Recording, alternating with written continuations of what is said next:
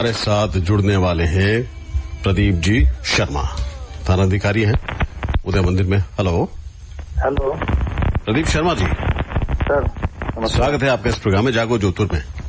आपको भी बहुत बहुत नमस्कार। वैसे पिछले कई दिनों से यानी कि सवा दो महीनों से जोधपुर शहर की तमाम जो शांति कानून व्यवस्था है अपने क्षेत्र की आपने संभाल रखी है और ऐसे क्षेत्र में भी नियुक्त है जहां बड़ी मशक्कत की जाती है जी।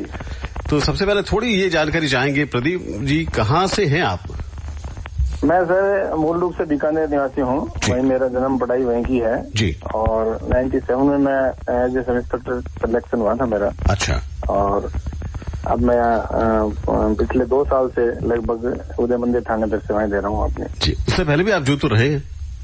हाँ, इससे पहले मैं मंडोर SHO रहा था जी। और जोधपुर के सराउंडिंग ज्यादा पोस्टिंग रही मेरी, भोपालगढ़, रोहट, झंवर, फलोदी। मतलब जोधपुर से स्नेह है या जोधपुर वालों को आपसे स्नेह है?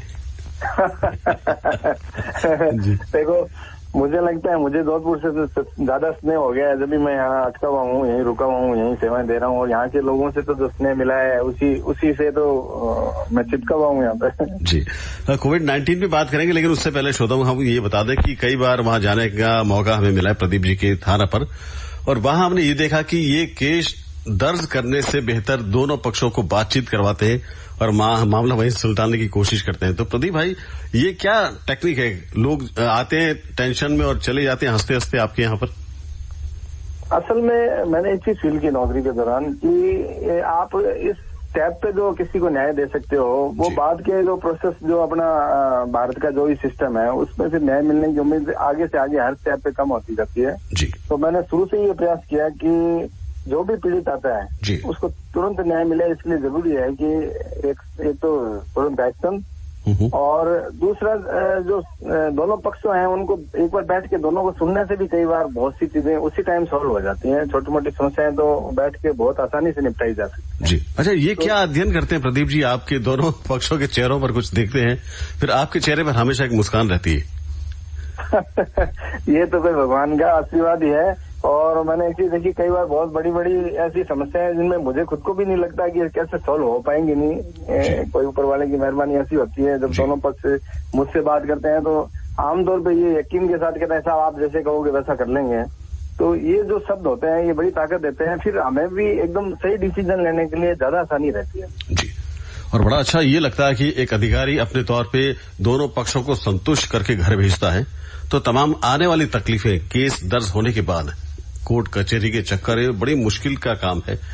प्रदीप जी, कोविड-19 में आपने बड़े अच्छे काम किए हैं, तो जब ये शुरू हुआ था, आप लोगों की ड्यूटीज लगना शुरू हो गई थी, तो सबसे पहला फेज क्या रहा आपका? कहाँ पोस्टिंग हुई और क्या क्या निर्देश मिले आपको? सर, क्योंकि जब स्टार्ट में जो कोविड का नाम आया था तो जोधपुर के लोग, जैसा कि बार बार अपने सुनते भी रहेंगे, हम यही सोचते थे, जिसमें हम भी शामिल थे, कि यार ये तो चाइना की बीमारी है, यूरोप की बीमारी है, हमारे यहाँ क्या है या हमारे मोहल्ले में क्या है कि लेकिन जब फर्स्ट टाइम जी, जब खुद के क्षेत्र में ही हमारे जब ये पॉजिटिव मिला, उस दिन जिस तरह का हड़कंप मचा जी हमारे खुद के दिल में, दिमाग में, और जब हम मौके पे गए, जब वो मोहल्लावासियों ने जिस तरह से थोड़ा सा एक विरोध टाइप से भी किया ले जाने का जी, और जब उनको ले जाने की जो आपाधापी से में जिस तरह से हम भी उन लोगों में टच हो गए, लोगों को आगे पीछे भी किया जी जी, तो वो चीज याद आती है तब तो एकदम ये सिरन सी होती है कि क्योंकि उस दिन ये लगा था कि शायद अपने भी कहीं आज इसको अपन ने गिफ्ट में ले लिया सेवा मेडल जिस तरह से मिलता है कोई जी। प्रदीप जी सर, क्या आपने ये आपको कहा क्या जाता है कि भाई ये क्षेत्र है, आपको ऐसे संभालना, उसके बाद क्या योजनाएं आप ही बनाते हैं? कहाँ कैसे किसकी तैनाती रहेगी? नहीं, इसमें देखो सर, 2 चीजें होती है कि क्योंकि मौके का जो पुलिस अफसर होता है उसको सबसे बेटर और अच्छी नॉलेज होती है, मतलब कि भाई आप कहाँ क्या करने से आप इस चीज को कंट्रोल कर पाएंगे जी। क्योंकि हमारे उदय मंदिर क्षेत्र में पॉजिटिव केसेस बहुत ज्यादा हो गए थे। अब ओवरऑल आज तक का अगर गिनती करें तो कुल 89 पॉजिटिव आए हमारे थाना क्षेत्र का जी। बड़ी और उसमें सबसे जो दूसरी हम सोचे कोई थोड़ी जो डर की स्थिति पैदा हुई थी वो ये थी कि हमारे 3 पुलिसकर्मी भाई भी जो मेरे स्टाफ के थे, एक हेड कांस्टेबल और 2 कांस्टेबल जी, वो भी पॉजिटिव आ गए थे। तो अब आपके क्वेश्चन में आपने ये किया कि भाई ये इसका कौन करता है, तो नेचुरल है कि लो लेवल पे जो सबसे बेस्ट फीडिंग होती है हम ही देते हैं, और फिर उसके बेस पे उच्च अधिकारी इस चीज को पूरे को सेटअप करके हमें देते हैं। तो फीडबैक सारा हमारा ही होता है और फिर अधिकारी करते हैं जी। अच्छा, वो स्थिति जब आ गई थी कि आपके खुद के थाने के 3 पुलिसकर्मी इसकी चपेट में आ गए, तब एकाएक तो हड़कंप मचा होगा, और क्या आपने स्थितियां कैसे संभाली फिर? सर अब जो उस टाइम की जो स्थिति थी उसकी अगर आप भी अगर कल्पना करें कि आपके ही साथी जो इस बीमारी की जो लड़ाई है उसको लड़ रहे हैं, और उसमें वो इस तरह से अगर मान लो कोरोना से संक्रमित पाए गए, तो नेचुरल है 2 तरह से हम नुकसान में रहे। एक तो कि हमारे सबके मानसिक रूप से थोड़ा सा डाउन हो गया सब, कि यार कहीं अपने इसकी चपेट में नहीं आता है। इसके लिए मनोबल बढ़ाने के लिए मैंने 2 काम किए। एक तो होम्योपैथिक और एक ही आयुर्वेद की 2 तरह की दवाइयां थी जो मैंने नियमित रूप से हमारे 2 डॉक्टर साहब हैं उनके सहयोग से दी। अब इस चीज के लिए हम उनके भी आभारी हैं कि उन्होंने बड़ा अच्छा हमको ट्रीट किया, और उससे उनका थोड़ा ही मनोबल बढ़ा कि हमने दवाई ले ली है तो थोड़ा सा अब हम थोड़ा सेफ हैं। हालांकि ऐसी कोई दवाई अभी तक तो है नहीं, पर उस चीज से उनका इम्यून सिस्टम के डेवलप के लिए थोड़ा सा ये चीज हमने की। दूसरा, इनसे निरंतर सबसे मिला, हर जगह जहाँ भी जब भी कोई संक्रमित आया हमारे एरिया में, मैं स्वयं वहां गया पहले। जब खुद एक अधिकारी आगे जाके कदम बढ़ाता है तो पीछे फिर स्टाफ का मनोबल अपने आप ही मजबूत हो जाता है।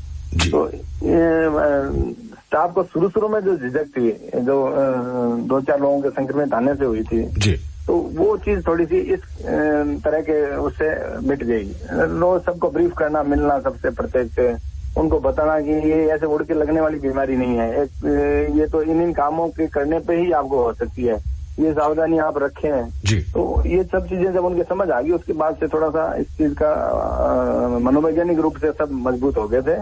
सेकंड जो नुकसान हुआ था वो ये हुआ था कि एकदम से, क्योंकि हमारे थाने के फिर 18 आदमियों को हमने क्वारंटाइन किया, तो स्टाफ एकदम से हमारा शॉर्ट हो गया, आधा हो गया मतलब। जी बिल्कुल सही। वो थोड़ी दिक्कत आई थी, बाकी तो फिर लाइन से मिल गया था, अधिकारियों ने दे दिया था। जी। अच्छा प्रदीप जी, कई बार हमने खबरों में पढ़ा है कि आपने ऐसे व्यक्तियों को सेवा दी, ऐसे व्यक्तियों की जो भूखे थे, पानी पिलवाया, आपने भोजन भी करवाया। तो ऐसे विषम परिस्थिति, एक तरफ तो आपको कानून व्यवस्था रखने के लिए बड़ा कड़क होना पड़ता है, और दूसरा किसी को ऐसे देखकर आप द्रवित भी हो जाते हैं, तो ये क्या आपके दिल के 2 पार्ट होते हैं? सर देखो, जब आप किसी को सामने देखते हो ना, तो आपके कितने भी आप वो हो कठोर हृदय हो, कितने भी आप मतलब नहीं इमोशनल हो, लेकिन जब आप फिजिकली एकदम आंखों से कुछ देखते हो तो आपको नेचुरल है कि होना ही पड़ेगा। अब जो फर्स्ट 22 तारीख की जो घटना मैं कभी नहीं भूल सकता, 22 तारीख को, क्योंकि अब आप पूरे जोधपुर वासियों ने देखा होगा कि जितने भी शहर के जो ये जो जिनके पास घर नहीं है, बेघर लोग हैं, या जो अपना जीवन मांग के खाने में कर रहे हैं, विकलांग है वगैरह, तो ये ज्यादातर लोग ये उदय मंदिर क्षेत्र में आपने देखा कलेक्ट्रेट से लेकर रेलवे स्टेशन के बीच में ही रहते हैं फुटपाथ से। 22 तारीख को अचानक जब लॉकडाउन हुआ तो उस टाइम हर आदमी अपने घर में था, लेकिन ये बेचारे कहीं नहीं जा सकते थे, और कोई दुकान, होटल कुछ भी खुला नहीं था। मैं उन लोगों को मतलब हृदय से मतलब धन्यवाद देता हूँ कि उस दिन जब मैंने 1:30 बजे जब मुझे ये पता चला कि इनमें से किसी ने आज पूरे दिन से खाना नहीं खाया, और क्योंकि लॉकडाउन पूरे 24 घंटे का था, तो नेचुरल था कि अगले दिन तक उनको कुछ मिलने वाला भी नहीं था। तो उन मेरे भाइयों समाज सेवी, जिनमें विशेष रूप से 2-3 पत्रकार महोदय भी थे, जिनसे, क्योंकि उस टाइम में पुलिस और पत्रकार ही दिख रहे थे, जी बिल्कुल, तो उन्होंने भी सहयोग किया, और मेरी धर्मपत्नी जी ने भी सहयोग किया इसमें। तो उन सब ने मिलके और उनके खाने की व्यवस्था की। लगभग 400 लोग ऐसे हैं जो ये फुटपाथ पे रहते हैं करीब। तो उनका वो चीज जो उनको खाना खिलाने के बाद जो चीज अंदर जो आई ना, हालांकि उसमें मेरा योगदान सिर्फ ये समझो एक मैनेजमेंट का था या कोऑर्डिनेशन का था, करने वाले ये कोई धर्मात्मा दूसरे थे। मैं उनका बहुत हृदय से धन्यवाद देता हूँ कि उन्होंने ऐसे टाइम में भी हमारा सहयोग किया। लेकिन ये चीज उस टाइम हमने देखी और उनको कहा, और उन्होंने ये व्यवस्था की, हमने उनको खिलाया खाना। उस टाइम इतना डर लगता था कि किसी को इस टाइप के इस हालात में जो आदमी जो है उनसे पता नहीं क्यों थोड़ा सा यूँ लगता था कि इनको कोरोना होने के चांस ज्यादा है, या इनके पास जाएंगे तो क्या पता हमें भी जल्दी हो जाएगा। उस डर के बीच में हमने जो किया वो थोड़ा सा बहुत अच्छा लगा, मतलब बाद में सेटिस्फेक्शन बहुत ज्यादा हुआ डर के साथ। जी देखिए ना, जो मदद करने में आगे आता है ईश्वर उसकी सहायता खुद करता है, तो ऐसे कर्म तो हमेशा ईश्वर की किताब में लिखे जाते हैं प्रदीप भाई। सर तो एक गीत हम सुन ले, उसके बाद आगे बढ़े। हुक्म, बिल्कुल। ये गीत हम आपके नाम कर रहे हैं, आप जैसे पुलिसकर्मी के नाम। Thank you.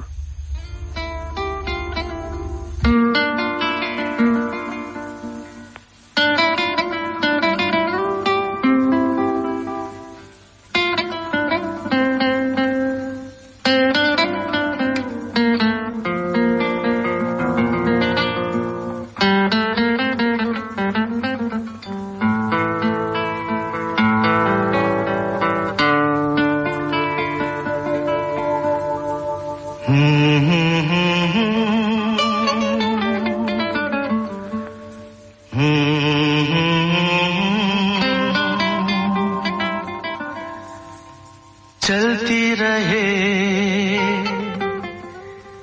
जिंदगी,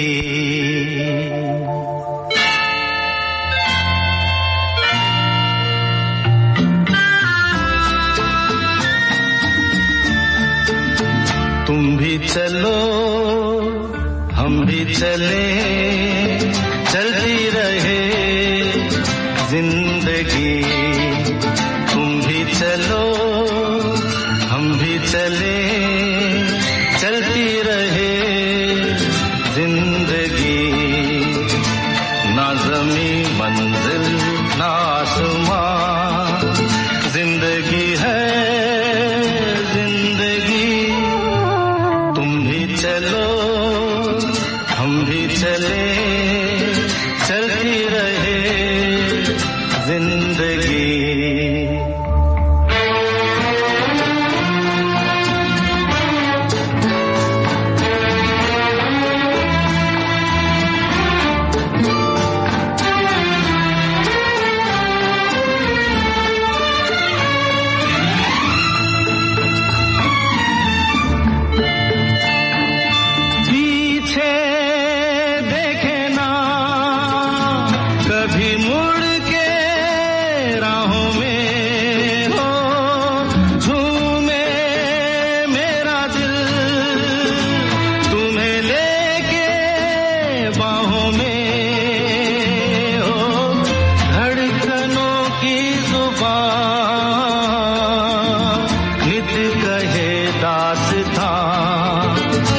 प्यार की झिलमिल छाँव में पलती रहे जिंदगी, तुम भी चलो हम भी चले, चलती रहे जिंदगी।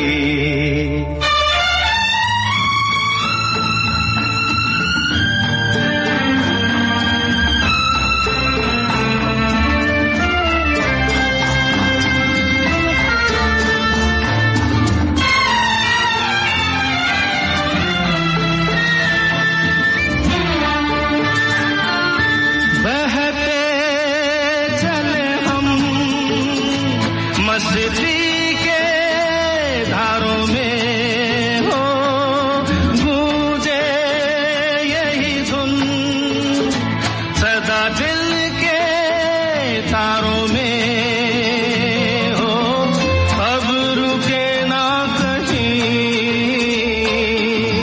प्यार का कारवां, नित नई रुत के रंग में ढलती रहे जिंदगी, तुम भी चलो हम भी चले, चलती रहे जिंदगी, ना ज़मीं मंजिल ना आसमां, जिंदगी है जिंदगी, तुम भी चलो हम भी चले, चलती रहे जिंदगी। श्रोताओं, एक बार फिर से हम स्वागत करते हैं प्रदीप शर्मा जी, थाना अधिकारी उदय मंदिर। Hello sir.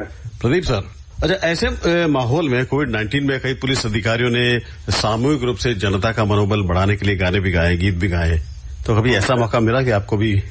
ऐसा मौका हमें इसलिए भी नहीं मिला कि हमारे ये एकदम से पॉजिटिव केसेस एकदम से बढ़े थे, तो सारे लोग क्या एकदम से पैक हो गए।